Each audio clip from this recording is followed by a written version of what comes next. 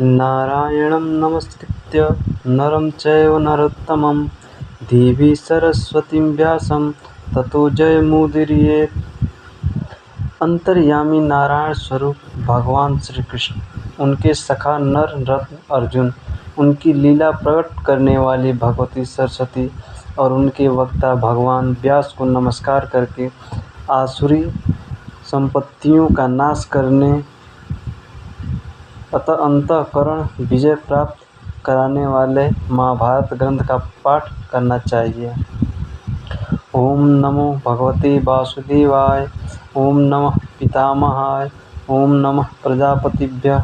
ओम नमः कृष्णद्वैपायनाय। ओम नमः सर्वविघ्न विनायकेभ्यः। महाभारत के आदि पर्व ग्रंथ का उपक्रम। लोमहर्षण के पुत्र उग्रश्रवा सूत वंश के श्रेष्ठ पौराणिक थे। एक बार जब नैमिषारण्य क्षेत्र में कुलपति शौनक 12 वर्ष का सत्संग सत्र कर रहे थे, तब उग्रश्रवा बड़ी विनय के साथ सुख से बैठे हुए व्रतनिष्ठ ब्रह्म ऋषियों के पास आए। जब नैमिषारण्य वाली तपस्वी ऋषियों ने देखा कि उग्रश्रवा हमारे आश्रम में आ गए हैं, तब उनसे चित्र विचित्र कथा सुनने के लिए उन लोगों ने उन्हें घेर लिया। उग्रश्रवा ने हाथ जोड़कर सबको प्रणाम किया और सत्कार पाकर उनकी तपस्या के संबंध में कुशल प्रश्न किए।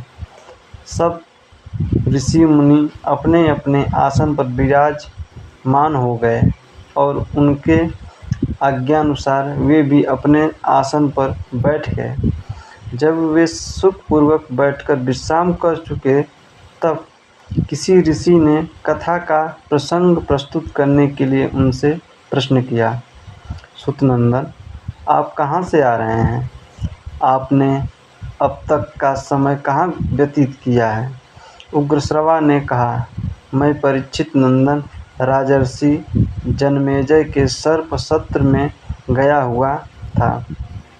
वहाँ श्री वैशंपायन जी के मुख से मैंने भगवान श्री कृष्ण द्वैपायन के द्वारा निर्मित महाभारत ग्रंथ की अनेकों पवित्र और विचित्र कथाएं सुनी। इसके बाद बहुत से तीर्थों और आश्रमों में घूमकर समस्त पंचक क्षेत्रों में आया, जहाँ पहले कौरवों और पांडवों का महान युद्ध हो चुका है। वहाँ से आप लोगों का दर्शन करने के लिए यहाँ आया हूँ। आप सभी चिरायु और ब्रह्मनिष्ठ हैं। आपका ब्रह्म तेज सूर्य और अग्नि के समान है। आप लोग स्नान, जप, हवन आदि से निवृत्त होकर पवित्रता और एकाग्रता के साथ अपने अपने आसन पर बैठे हुए हैं। अब कृपा करके बतलाइए कि मैं आप लोगों को कौन सी कथा सुनाऊं? ऋषियों ने कहा, सूतनंदन, परमहर्षि श्री कृष्ण द्वैपायन ने जिस ग्रंथ का निर्माण किया है और ब्रह्मर्षियों तथा देवताओं ने जिसमें विचित्र पदों से परिपूर्ण पर्व है, जो सूक्ष्म अर्थ और न्याय से भरा हुआ है, जो पद पर वेदार्थ से विभूषित और अध्ययनों और आख्यानों में श्रेष्ठ है, जिसमें भरतवंश का संपूर्ण इतिहास है, जो सर्वथा शास्त्र सम्मत है और जिसे श्री कृष्ण द्वैपायन की आज्ञा से वैशंपायन जी ने राजा जनमेजय को सुनाया है। भगवान व्यास की वही पूर्णमयी पाप नाशनी और वेदमयी संहिता हम लोग सुनना चाहते हैं। उग्रश्रवा जी ने कहा, भगवान श्री कृष्ण ही सबके आदि हैं। वे अंतर्यामी सर्वेश्वर, समस्त यज्ञों के भोक्ता, जिसके द्वारा प्रशंसित परम सत्य ओमकार स्वरूप ब्रह्म हैं। वे ही सनातन व्यक्त एवं अव्यक्त स्वरूप हैं। वे असत भी हैं और सत भी हैं। वे सत असत दोनों हैं और दोनों से परे हैं। वे ही विराट विश्व भी हैं। उन्होंने ही स्थूल और सूक्ष्म दोनों की सृष्टि की है। वे ही सबके जीवन दाता, सर्वश्रेष्ठ और अविनाशी हैं। वे ही मंगलकारी, मंगल स्वरूप, सर्वव्यापक, सबके वांछनीय, निष्पाप और परम पवित्र हैं। उन्हीं चराचर गुरु नयन मोहनहारी ऋषिकेशों को नमस्कार करके सर्वलोक पूजित अद्भुत कर्मा भगवान व्यास की पवित्र रचना महाभारत का वर्णन करता हूँ। पृथ्वी में अनेकों प्रतिभाशाली विद्वानों ने इस इतिहास का पहले वर्णन किया है, अब करते हैं और आगे भी करेंगे।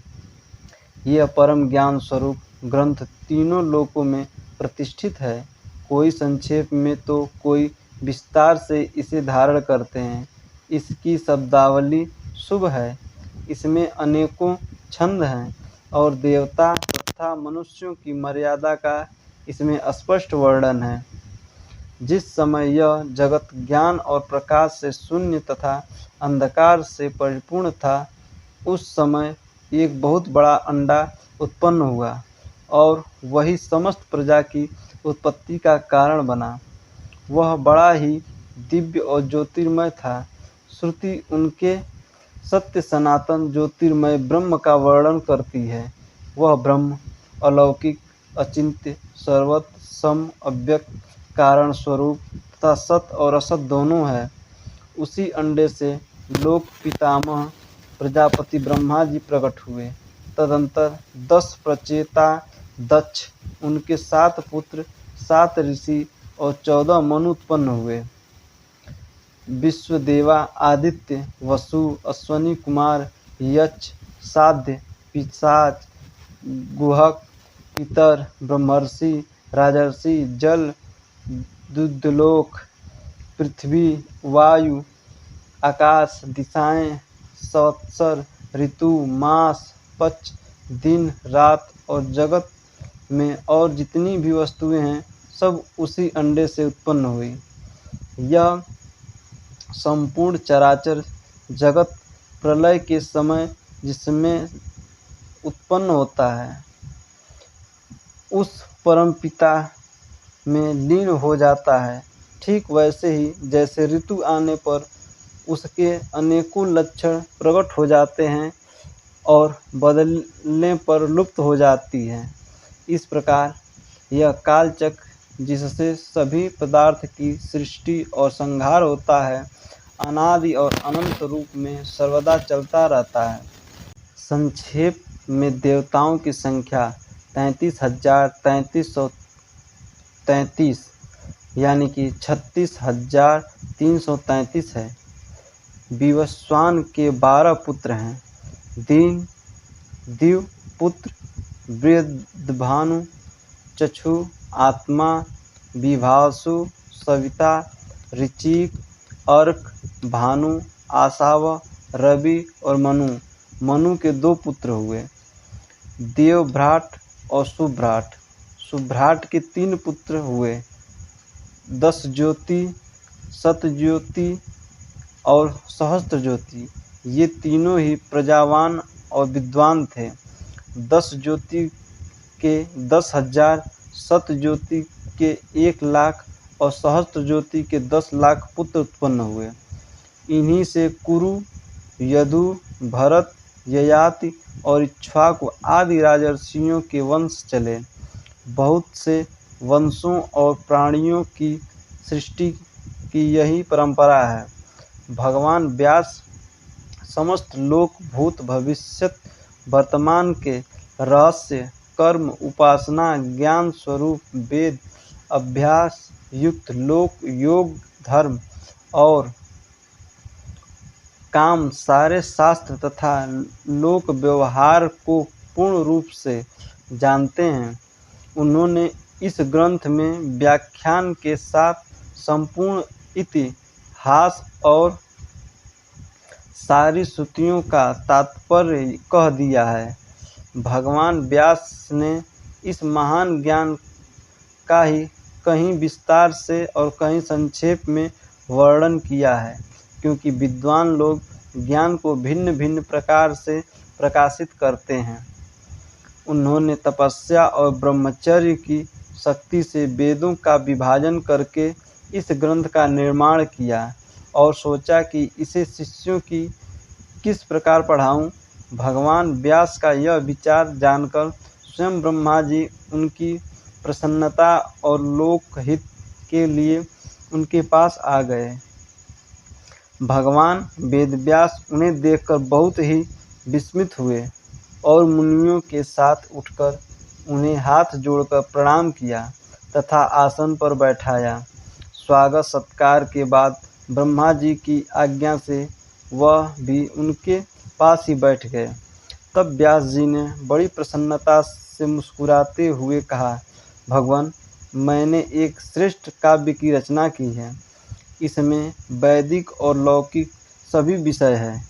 इसमें वेदांग सहित उपनिषद, वेद का क्रिया विस्तार, इतिहास, पुराण, भूत भविष्य और वर्तमान के वृत्तांत, बुढ़ापा, मृत्यु, भय, व्याधि आदि के भाव अभाव का निर्णय, आश्रम और वर्णों का धर्म, पुराणों का सार, तपस्या, ब्रह्मचर्य, पृथ्वी, चंद्र, सूर्य, ग्रह, नक्षत्र, तारा और युगों का वर्णन, उनका परिणाम, ऋग्वेद, यजुर्वेद, सामवेद, अथर्ववेद, अध्यात्म, न्याय, शिक्षा, चिकित्सा, दान, पाशुपत धर्म, देवता और मनुष्यों की उत्पत्ति,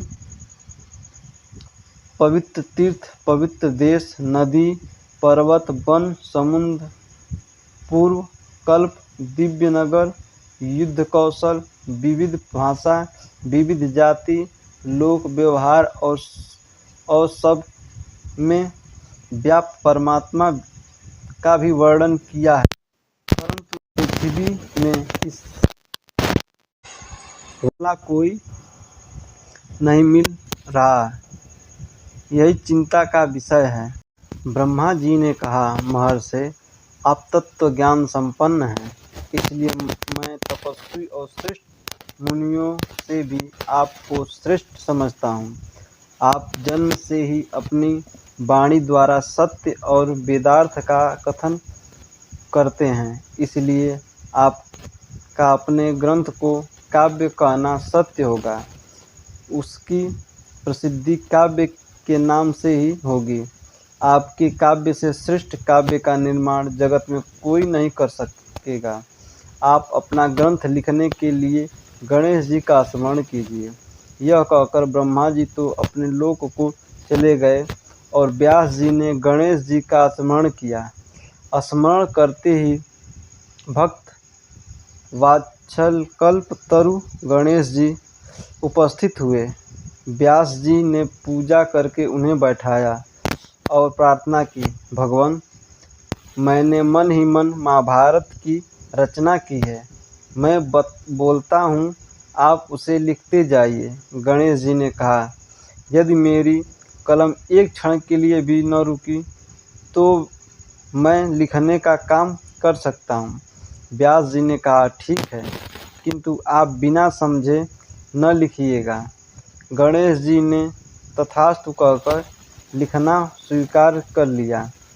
भगवान व्यास ने कौतूहलवश कुछ ऐसे श्लोक बना दिए जो इस ग्रंथ की गांठ है। इनके संबंध में उन्होंने प्रतिज्ञापूर्वक कहा कि मैं 8,800 श्लोक का अर्थ जानता हूँ। सुखदेव जानते हैं, संजय जानते हैं या नहीं, इसका कुछ निश्चय नहीं है।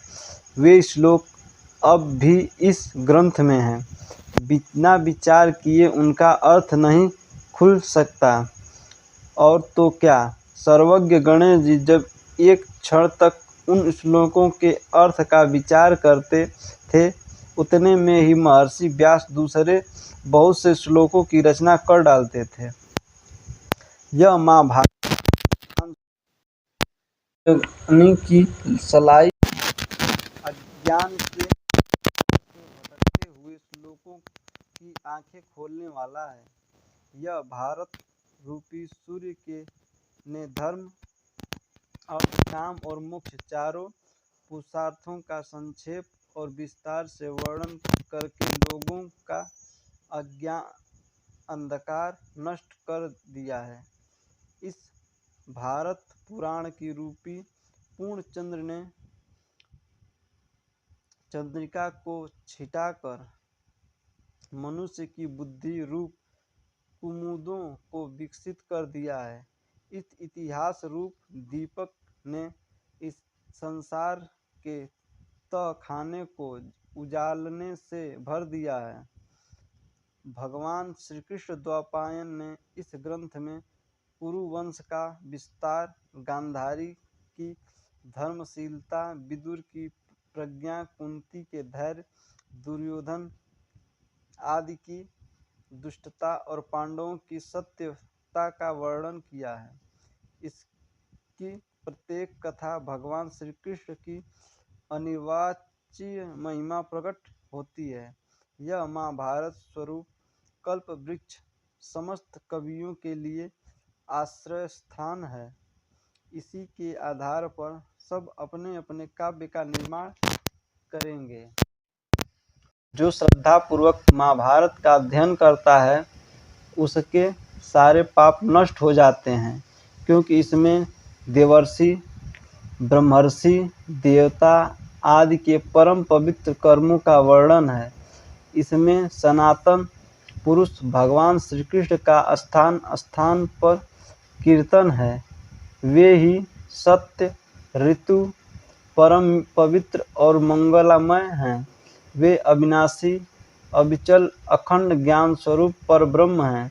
बुद्धिमान लोग उन्हीं के लीलाओं का गायन करते हैं। वे सत और असत दोनों हैं। जगत की सारी चेष्टा उन्हीं की शक्ति से होती है। जो कुछ पंच भौतिक, आध्यात्मिक अथवा प्रकृति का मूलभूत निर्विशेष ब्रह्म स्वरूप है, वह सब उन्हीं का स्वरूप है। सन्यासी ध्यान के द्वारा उन्हीं का चिंतन करके मुक्त होते हैं और दर्पण में प्रतिबिंब के समान संपूर्ण पंचचकों को उन्हीं में स्थित देखते हैं। यह ग्रंथ उनके चरित्र पूर्ण है, इसलिए इसका पाठ करने वाला पापों से छूट जाता है। इस महाभारत ग्रंथ का शरीर है सत्य और अमृत। इतिहास से यही सर्वश्रेष्ठ है। इतिहास और पुराणों के द्वारा ही वेदार्थ का निश्चय करना चाहिए। वेद अल्पज्ञ से भयभीत रहते हैं कि कहीं हमारा सत्यानाश न कर डाले। देवताओं ने महाभारत को तराजू पर वेदों के साथ रखकर तौला है। उस समय चारों वेदों से इसकी महत्ता अधिक सिद्ध हुई है। महत्ता और भगवानता के कारण ही इसे महाभारत कहते हैं। तपस्या, अध्ययन, वैदिक कर्मनिष्ठान, श्रीलोकवृत्ति आदि सभी चित्त शुद्धि के हेतु है। जब वे भाव शुद्धि के साथ किए जाएं, इस ग्रंथ रत्न में भाव शुद्धि पर विशेष जोर है। इसलिए महाभारत ग्रंथ का अध्ययन करने के समय भी भाव शुद्ध रखना चाहिए। इसको सुनाने में जो त्रुटियां हुई हैं उसके लिए क्षमा चाहते हैं। पूरा सुनने के लिए आप लोगों का बहुत बहुत धन्यवाद। अगर आपको पसंद आया तो लाइक और सब्सक्राइब ज़रूर करें।